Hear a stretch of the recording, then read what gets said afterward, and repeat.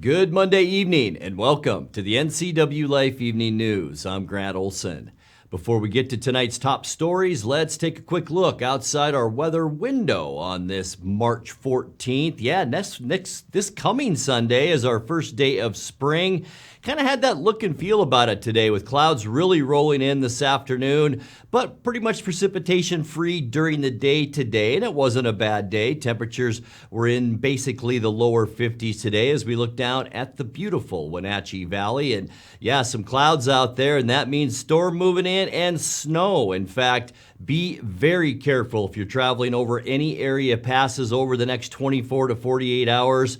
Places like Snoqualmie and Stevens Pass and then over into Lookout Pass could see up to 18 inches of snow. We're going to get some rain out of that too, and we'll talk more about that coming up a little bit later on. Now, a few of the stories we're following for you tonight. A Chief Moses Middle School student in Moses Lake was detained this morning after bringing a gun to school.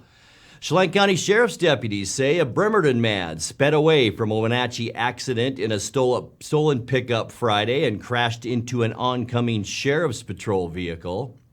Brewster police have arrested a 27-year-old man in a pair of 2020 church arson fires. And while refueling his patrol vehicle Saturday, an East Wenatchee police officer noticed that a fellow customer happened to be in a vehicle that had been reported stolen. But first, our top story tonight. A Wenatchee area man is in critical condition at Central Washington Hospital, and his alleged assailant is in custody after a stabbing Saturday night in East Wenatchee. Douglas County Sheriff Kevin Morris says that deputies responded to a 911 hang-up call at about 11 p.m. It was in the area of State Route 28 and South Nile, where they found an unidentified man in his 20s with multiple stab wounds to the abdomen. The suspect, 34-year-old Miguel Angel Lopez Montez of Ephrata, had fled the scene before deputies arrived. He was detained 2.5 hours later at Quincy Valley Medical Center while seeking medical attention from injuries sustained in that altercation. Lopez Montez faces charges of first-degree assault and felony threats to kill. An 8th grade student at a Moses Lake school was arrested this morning after police said the child arrived for class with a handgun and had made threats to open fire. The arrest took place at Chief Moses Middle School, where more than 800 students attend. Police say about 9:45 a.m., the youth's fellow students warned of a possible attack, saying the students had made threats to shoot up the school. Officers took the youth into custody and say they found a pistol and 2 magazines of ammunition in the process. Authorities say the youth may have also compiled a list of people as possible targets. Police did not immediately identify the student, not even by gender. They say the students who came forward to warn the school, quote, perhaps prevented an unspeakable tragedy. In a letter to parents, the school district says the suspect faces immediate expulsion as well as criminal charges. Chelan County Sheriff's deputies say a Bremerton man sped away from a Wenatchee accident in a stolen pickup Friday, crashed into an oncoming Sheriff's Patrol vehicle, and finally collided with a guardrail on Highway 2 east of Leavenworth. 21-year-old Adam John Gray is suspected of crashing the stolen Dodge Dakota into another vehicle at Highway 2 and Easy Street about 2:05 p.m. on Friday. Police say he then drove away west on Highway 2, failed to stop when a deputy attempted to pull him over, and then sideswiped a sheriff's deputy driving eastbound on Highway 2. That deputy was later treated at Central Washington Hospital for minor injuries from that crash. The Dakota finally stopped after striking a metal barrier along the west side lane near Praise Fruit Barn. Deputies arrested Gray in the parking lot of that business. He faces possible charges of DUI, possessing a stolen vehicle, hit and run, and attempting to elude police. The Washington State Patrol is investigating the officer-involved collision. In other news, Brewster police have arrested a 27-year-old man in a pair of 2020 church arson fires. Brewster Police Chief Marcos Ruiz said in a press release Saturday that Eduardo Martinez was arrested last Wednesday after results came back February 17th from the state crime lab identifying him as that suspect. That evidence was gathered after the early morning arson fires November 11th, 2020 at both Sacred Heart Catholic Church and about a block away at New Testament Baptist Church. The Baptist Church suffered extensive damage, while the damage at the Catholic Church, also on 5th Street in Brewster, was minor. Brewster police said while being interviewed, Martinez admitted to setting the fires. He's currently lodged in the Okanogan County Jail on charges of first-degree arson, in addition to second-degree theft and second-degree vehicle prowl. Well, while refueling his patrol vehicle Saturday, an East Wenatchee police officer noticed that a fellow customer happened to be in a vehicle that had been reported stolen. The East Wenatchee Police Department said the officer was at Ace Hardware on Grant Road when he spotted the vehicle reportedly stolen out of Spokane. After additional units responded, the occupant of the car was arrested. 21-year-old Zachary J. Craig of Spokane was booked into the Chelan County Jail on a charge of possession of a stolen vehicle.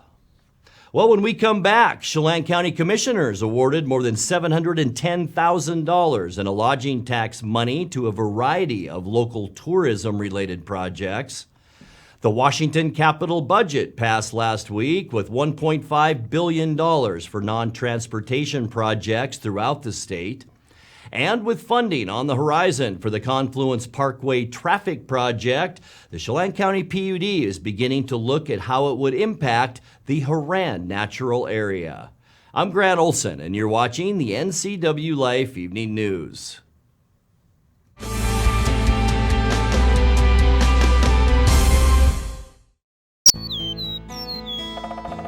Different birds enjoy different types of foods, so it's important to offer all the right things for the birds you want to attract.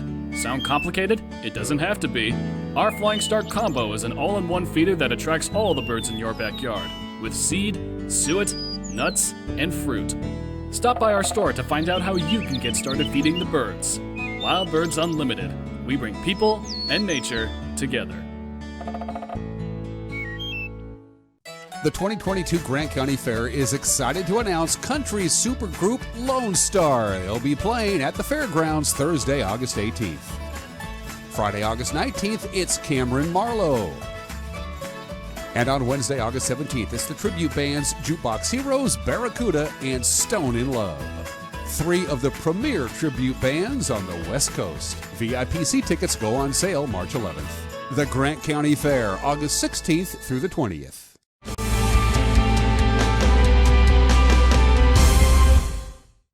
Welcome back. In another news, Chelan County commissioners awarded more than $710,000 in lodging tax money to a variety of local tourism-related projects.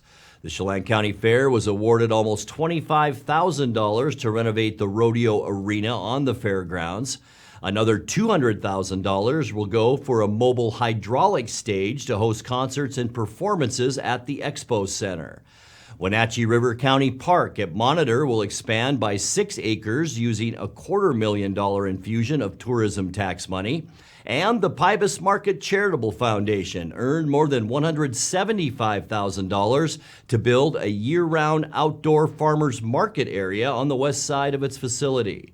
The hotel-motel tax also funds local chambers of commerce as well as tourism campaigns. The Washington capital budget passed last week with $1.5 billion for non-transportation projects throughout the state. 12th District Representative Mike Steele was the ranking Republican on the House committee that drafts that budget, and $10 million of it goes to construction in his district. He joined NCWLIFE's Jefferson Robbins on Friday to talk about some of those individual projects, including $191,000 towards a new building for ambulance services around Lake Chelan. You live and work in the Lake Chelan area, so what would this funding do for Lake Chelan EMS? Well, I think most folks know that the Lake Chelan community, the Lake Chelan Valley, is in the process of building a brand new hospital.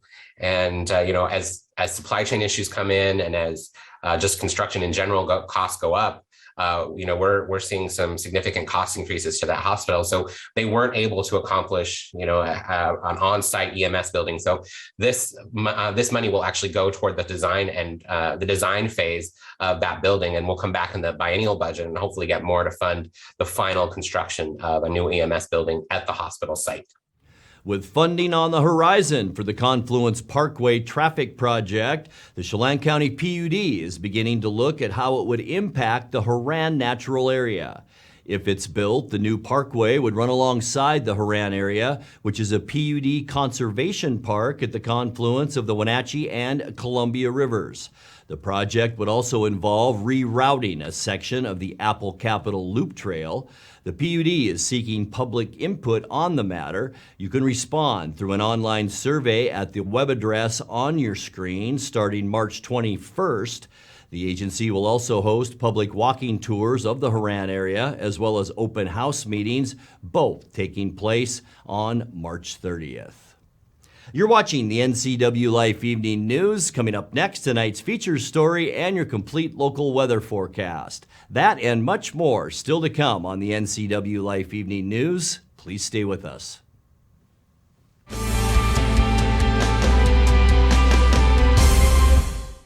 I'm John Divis from Wenatchee Dental Arts, and I like to think myself as a comprehensive dentist. We are an office that treats people comprehensively for their dental problems. We do a lot of general dentistry in a broad sense. We don't send everything out. Things that we have the ability to do in the office, we like to keep in the office and under one roof and keep things as complication-free as possible. You can come to one place and have all their dental needs taken care of. Introducing Alpine Air Man. Because every home needs a superhero to eliminate poor indoor air quality, send inefficient operating equipment packing, and cut high energy bills down to size. For heating or cooling and equipment replacement, turn to the experts and the superheroes at Carrier and Alpine Air. We offer the best deals on high-efficiency Carrier products, along with friendly, knowledgeable service and incredible savings to fit your budget.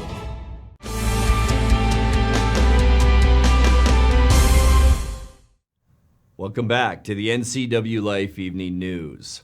In tonight's features story, a corner owned by the city of Wenatchee at Okanagan and Yakima Street may soon become a small community garden. The city spent $85,000 to buy that corner in 2014 and began considering what to do with the site about 5 years ago. If approved, the community garden would include raised garden beds, park benches, and shade shelter with the drinking fountain. The City Council approved up to $50,000 for the site design on Thursday, but not without some discussion.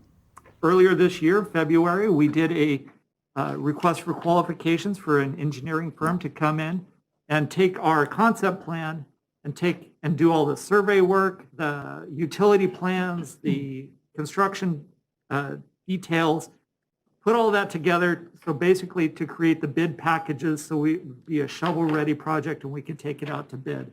We're estimating at this point that it'd be roughly $30,000 to $50,000 of that budget allocation to complete that work.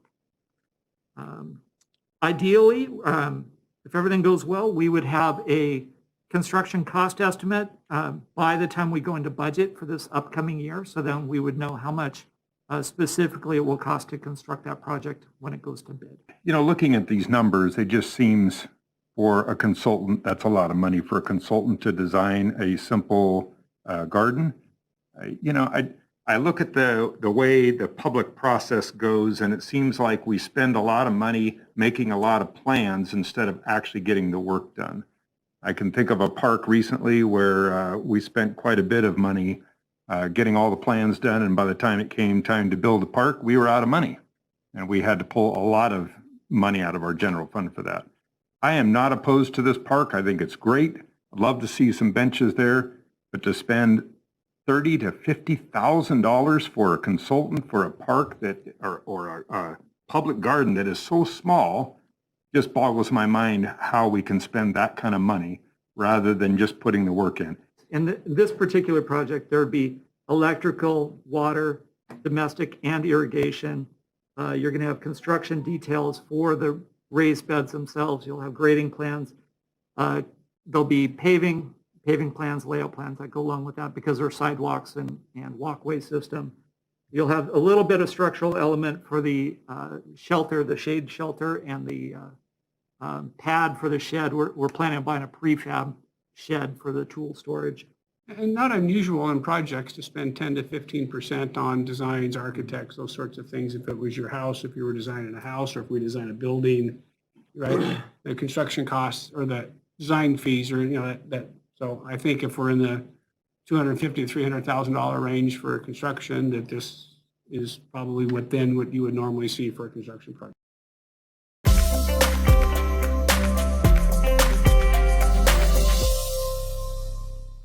Time now.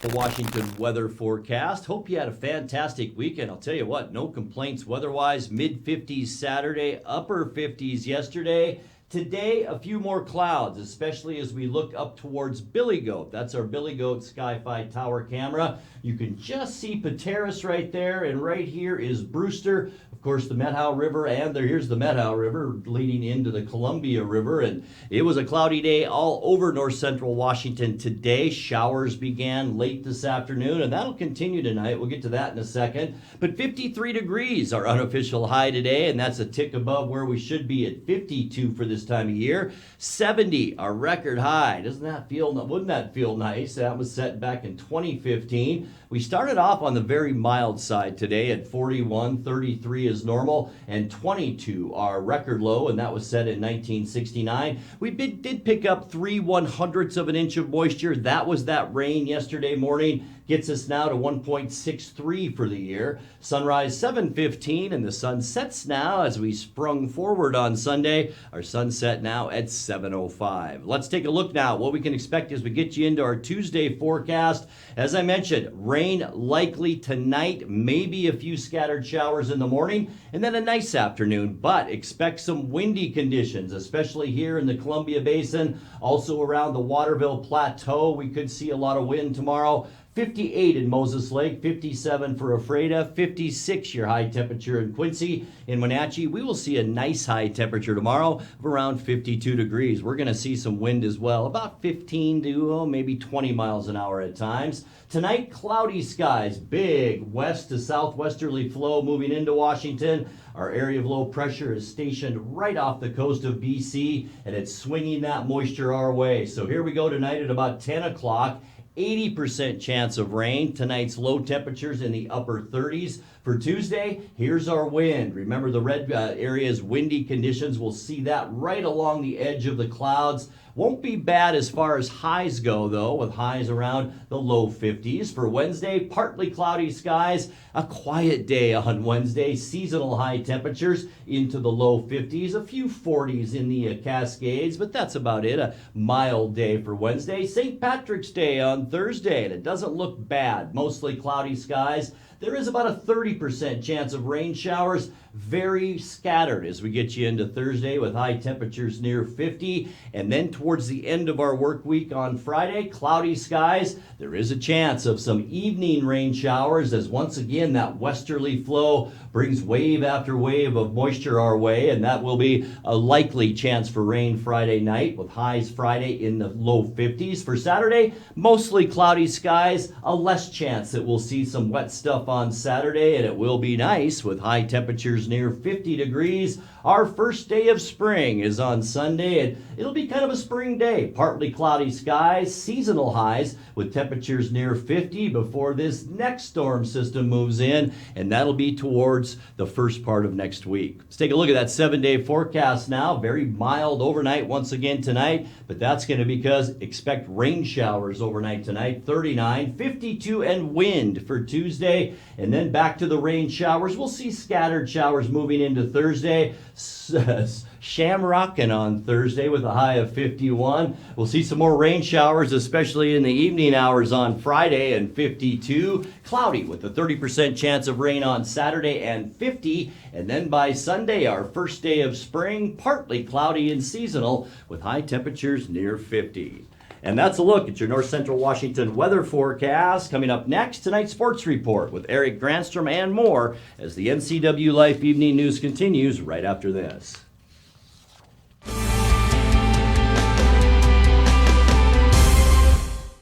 911, what is the address of your emergency? Yes, it's me. It's my husband. I think there's something the matter with him. It was a feeling that I'll never forget, like being able to meet them and know that he survived. Okay, tell me what's happening. Is he conscious? No, he's not. He's not. Okay, take a deep breath for me. I'm getting you help. Rivercom means to me that I still have my husband here with me. They're the ones that guided me through saving his life.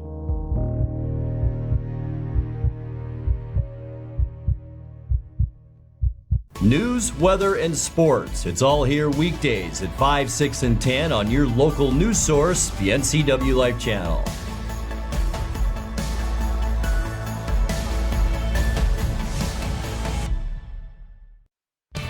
And now it's a sports update on the NCWLIFE channel. And a happy Monday to you. Selection Sunday. We had Mariners getting back to spring training. Oh, life is getting back to normal and no masks. How about that? Gonzaga men's basketball team is the #1 overall seed heading into the NCAA tournament this week. The Bulldogs will face Georgia State in the first round, the West Region, Thursday at 1:15 in the afternoon at the Moda Center in Portland. Game will be broadcast live on TNT. Coach Mark Few says it's an incredible achievement for Gonzaga to be back in the NCAA tournament. Well, hey, obviously another just awesome day. It never gets old to see your name flash up on that screen. And, one thing I've always done is make sure that we don't take it for granted, no matter all the success we've had over the years. It's a special time, as I told the guys before practice today. I think there's 360 teams that start the season, and then only 68 get their name to flash up there, on the show. So pretty cool stuff. The fact we're in Portland is great. Meanwhile, the Gonzaga women will be a #9 seed in the Wichita region on Thursday when they'll face #8 Nebraska. Coach Lisa Fortier says she and her staff will have to do some quick research on their opponent. It's exciting. Yeah, I don't actually know a whole lot about Nebraska. We have had a couple of common opponents, but they were early enough in the year, or they played Wyoming maybe right after us, so we didn't scout them. And then San Diego so early that by the time we get to San Diego, we're watching more recent games. So it'll be nice to go to those games just and see style-wise. But they shoot a ton of threes. They're really good at it. They're in top 20 or top 25 in three-point percentage as a team on a high volume. So just based on the stat sheet, that's going to be something that we have to do. Good rebounding team. They play in a tough conference and have done well. The Zags are in the same bracket with #1 Louisville and Kashmir grad Haley Van Lith. Cardinals will face #16 Albany in the first round Thursday on their home floor at the KFC Yum Center. Washington State, meanwhile, will also be invited to the NCAA tournament and face Kansas State in an 8 versus 9 seed on Friday. Cougar women are in the Bridgeport region in Raleigh, North Carolina. The Wenatchee Valley College men and women also learned of their fates in the NWAC tournaments with the draw held yesterday. Knights are a #1 seed in the one of 4 #1 seeds, that is, in the tournament, and will face #4 Highline Thursday morning at 10 o'clock at Everett Community College. Lady Knights are off until Saturday when they'll face #2 Whatcom at noon. WVC women come into the tournament as a 3 seed. After a dreadful night Friday night, the Wenatchee Wild bounced back for a shootout win on Saturday in BCHL play. Wenatchee was outshot 44-17 Friday at West Kelowna as the Warriors ran roughshod over the Wild in an 8-2 contest. Wenatchee found itself down 5-0 before Cade Stibbe and Mario Gasparini found the back of the nets late in the second period. West Kelowna scored 3 more times in the third to put the game long out of reach. Things were a little better on Saturday in Salmon Arm, where the Wild won a seesaw battle in a shootout 5-4. Anthony Caffarelli started the scoring for Wenatchee late in the first period to tie the game. It got interesting from there, with the Wild posting a 4-1 lead before allowing 3 goals in the final 6 minutes of the third to force overtime. After a scoreless extra session, Cade Littler and Ian Somoza finished things off. And that is Caffarelli. He shoots and scores. Caffarelli beats Vanderkoy. Glove side, it goes bar and in. Overly across, Hayden with a shot, tip, scores. Emerson tips it past Vanderkoy. Here's Sedlowski. Sedlowski across. Emerson back, and Littler scores. A 3-on-1 the other way. Lose the draw. Here's Littler. Shot scores. Littler picks up his second of the night. Goes up top. 20 seconds left of the power play. Shadaki takes the shot. Tip, and they score! Zach Smith! It's got the Silverbacks on the board. 4:30 left to go. Kametawa after it, trying to chase after loose puck. Shea comes down at the play. Oh, what a play by Kametawa! He poked it through the goaltender's legs. Simon Tassi winding it up. Hits the shot. That goes wide. It's loose behind the net for Panetta. Up front, and Shea makes the save. Get loose. They score! The Silverbacks tie it with 13.6 to go. Here's Sedlowski coming right up the middle. Sedlowski takes a shot. Glove stopped by Vanderkoy. He's going to come way out to the left. Zach Smith fakes the shot, scores! Zach Smith beats Shea under the glove. Littler now right in front of Vanderkoy, takes a shot, scores! Tassi right down Main Street. Shot! Stopped by Shea. Samoza one-on-one against Vanderkoy. Deek scores. Serdachny's going to come out to the left. Now he's down the middle. Serdachny takes a shot. Shea makes the stop. And the Silverbacks fall 5-4 in a shootout. Yeah, what a game for the Wild. Wenatchee returns home to host the Trail Smoke Eaters this Thursday, Friday, and Saturday at the Town Toyota Center. Meanwhile, the Seattle Kraken salvaged the final game of a 5-game road trip with a 4-3 shootout win over Montreal on Saturday. Seattle got goals from Yanni Gourde, Ryan Donato, and Jared McCann in the seesaw battle that went to overtime and a shootout. It took 14 shooters in the final decisive moments of the game. Colin Blackwell already with 2 short-handed goals in the season. Got it up for Gourde. Chipped on net. Look out! It's in. They score. Yanni Gourde on the miscue. Grubauer left it. Evans first on it. Right in front. Pezzetta scores!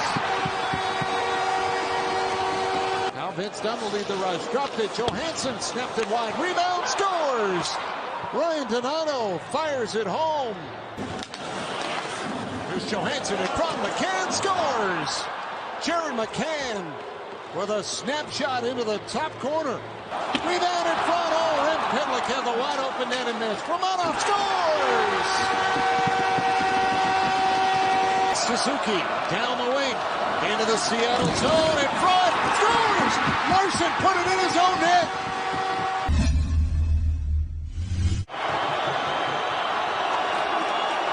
Pezzetta with speed, stopped by Grubauer, he got a piece of it. Starts wide, grabs it at center. Johansson in, scores! Marcus Johansson wins it for Seattle.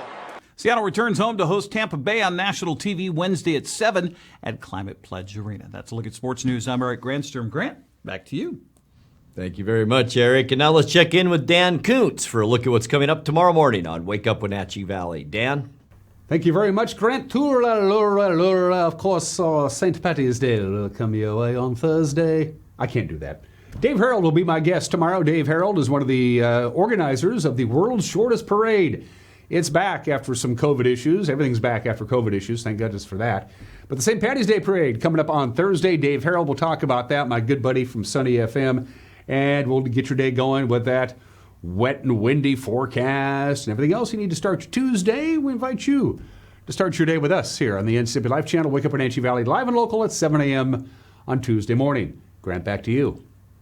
And thank you very much, Dan. And that's going to do it for our newscast tonight. For more on these stories and other news from around North Central Washington, you can find us on Facebook or our website at ncwlife.com. And remember, if you see news happening, we'd like to hear from you. You can send us an email at news@ncwlife.com or give us a call at 888-6295. I'm Grant Olson. Thanks for joining us and have a great night.